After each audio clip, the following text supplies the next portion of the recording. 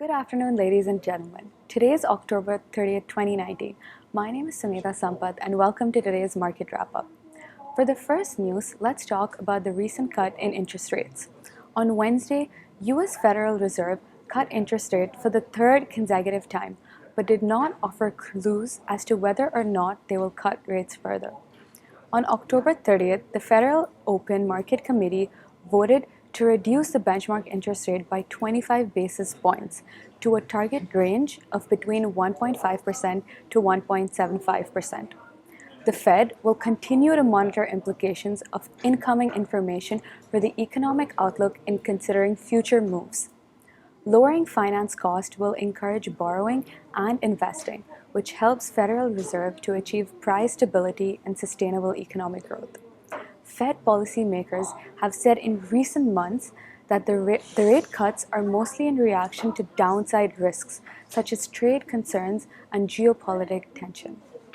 Those risks, policymakers say, may not be seen in the data yet. Next, we will talk about Southern California's wildfires. PG&E has come under widespread criticism for its policy of turning off the lights in order to prevent power lines from sparking more blazes.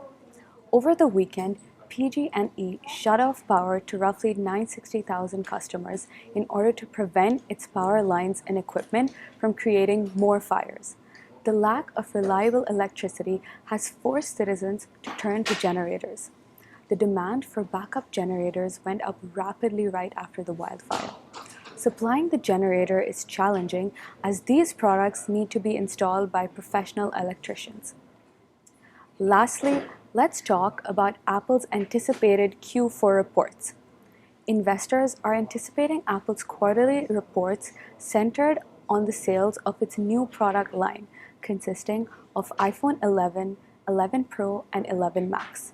There has been a slight increase in expected sales from last year's Q4 to 63.1 USD and decrease in expected earnings per share to $2.81. The value-added trade-in program and lower base price contribute to an expectation of increased demand in coming months.